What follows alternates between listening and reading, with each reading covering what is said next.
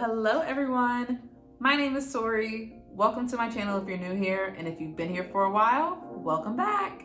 I know some of you may be thinking, what the heck are you doing with your career? Because I have been pretty open and transparent about the jobs that I work and what I'm doing with my life. And I know, I've been MIA for a while, but I'm here to spill all the tea and let you all know what I've been up to and what does it mean to be a Black girl in tech, and how can you get into the tech space if that's something that you're interested in. I've got all the details for you. Stay tuned.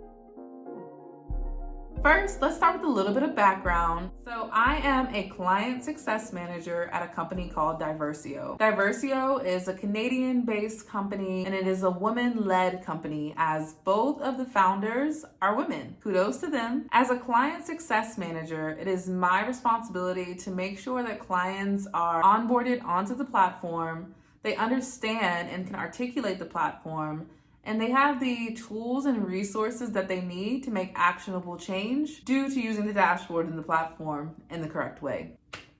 What is the Diversio platform? What do we do? What are we measuring? What is the business model? Diversio is a SaaS business-to-business organization. SaaS stands for software as a service, in case you didn't know. So basically what we do is we use our own dashboard and our platform to help inform other companies about diversity and inclusion metrics within their organization. We do this by deploying a quick pulse survey. It takes 4 to 6 minutes for an employee to fill out, and it asks specific questions around diversity metrics and inclusion metrics. So I tend to work really closely with HR professionals and diversity and inclusion professionals. And in the beginning, we're working really closely on making sure that their survey is in a great place, they're asking all the questions that they want to ask, and that they understand, how are these questions going to translate to results. Once the survey is all ready to go, we deploy to all of the organization's employees. The survey is voluntary, it is anonymous, and it is confidential. It takes about 4 to 6 minutes for people to complete the survey. And the survey is usually open for a good 2 weeks or so that we can make sure everyone has the opportunity to participate. In the end, when the survey closes, our team stages up a dashboard that has a really comprehensive view of the diversity breakdown, the inclusion breakdown, and the intersectionality between all of those things. We're able to offer really robust insights to employers and really helping them track, measure, and improve these diversity and inclusion metrics. The final stage of this process is offering recommendations based on the insights that we found. So it's my job as a client success manager to help guide the client in the right direction, focusing on the most pertinent opportunity areas, creating a roadmap or some form of a strategy to address the problems and opportunities that we found, and keeping up this cadence of checking in and making sure that they have access to the resources that they need, whether that be educational opportunities or external networking events, for example, to help them further their learning and continue to make the impact that they're trying to make for their organization. Okay, I think that's enough about Diversio in particular. So now I want to talk about how did I transition from traditional HR generalist roles to a client success manager in the technology industry. So basically, it all comes down to me pursuing my passion for diversity and inclusion. When I left my last company, I knew that I wanted to be in the diversity and inclusion space. I just wasn't 100% sure how I was going to get there. I didn't have any formal work experience working in diversity and inclusion, only the HR experience and the experience of my research that I did for my master's degree. That was kind of diversity and inclusion adjacent. So this is kind of what I was working with, and I was out here in the world like, I need to find a diversity and inclusion job. I don't know how I'm going to do it, but I'm going to try. So I'm going through LinkedIn and I'm looking at all these opportunities, and that's when I came across Diversio. To me, I was like, this is spot on. This is exactly what I want to do. So this was super, super exciting to me. I'm like, let's go. Let's put in an application. I was even so excited about this job that I created a portfolio for myself, a digital portfolio.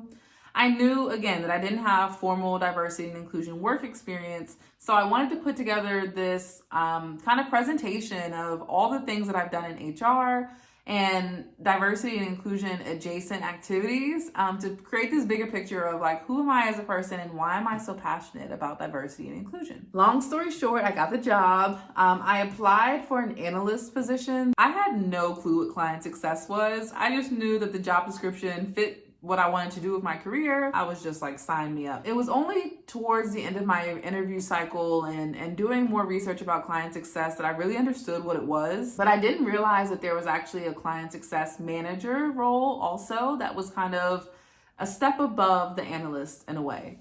And so I did work as an analyst for, I don't even, how many months was it? March, April, about 6 months. About 5 to 6 months, I worked as an analyst. I learned Diversio in and out. I learned how to interpret the data. I really took note on how the other client success managers were handling their clients, how they spoke about the data in the dashboard. And I was just absorbing all of this information and preparing to become a client success manager, even though I didn't know that I was doing that. So within 6 months of being at Diversio, I got promoted to a client success manager, and I was on my way working directly with clients myself. And so finally, I just want to reiterate, as a client success manager, it is my responsibility to make sure that our clients are satisfied with the platform that we're offering. They know how to interpret their information on the platform. They know how to articulate that information to others. And they're also engaged with me as their thought partner, essentially, on getting their D&I strategy where they need it to be. Please keep in mind, this is all my experience as a client success manager. I don't know what other client success managers do for their platforms and for their companies, but this is my experience and what my day-to-day kind of looks like. Let's move on to some misconceptions. I know there's misconceptions, because I had misconceptions when I was thinking about technology. Honestly, before joining Diversio, getting a job in tech was like never on my horizon or on my roadmap or my plan for myself, just because of all of these misconceptions that I'm about to say. For one, you do not have to know how to code or design a system to work in the tech space. I thought that being in tech meant that you knew how to code data, you knew how to write scripts, and you knew how to kind of create something out of the technology. Like, I don't know.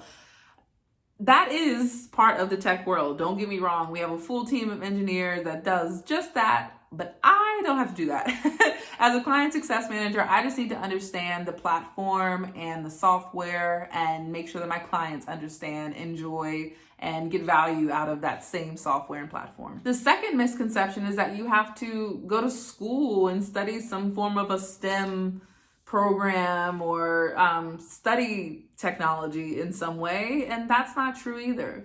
I studied human resource management, and my background in education is what helped me to get this job at Diversio, because I'm working with HR professionals. You don't have to study tech.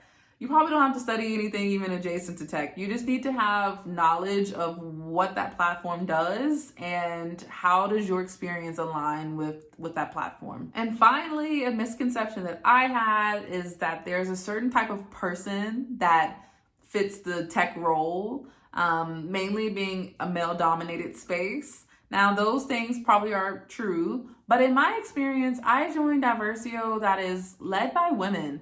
There are men in our organization, but it's not a male-run company, you know? Both of the founders are women, and that's something that really energized me. So immediately that kind of like got rid of that misconception that there's a certain type of person that you have to be to work in tech, because like, I'm not that, my founders aren't that. And we are truly encouraged to like be ourselves and to show up every day who we are. You know, you don't have to be a certain kind of person, just be you.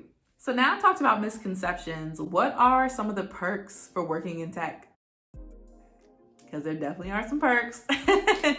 For one, at Diversio, we have unlimited paid time off and unlimited mental health days, which thank you so much. I use my mental health days. You know, sometimes you wake up in the morning and you're just like, yeah, not today. I truly appreciate an organization that supports that. And from all the things that I've seen, a lot of the tech organizations tend to be pretty flexible in this way. With my unlimited PTO, I've actually started to kind of get creative with it. We have a leader on our team who actually kind of like role modeled this, and I'm like, I'm gonna adopt it. But I think that he does like one paid time off day at least a month.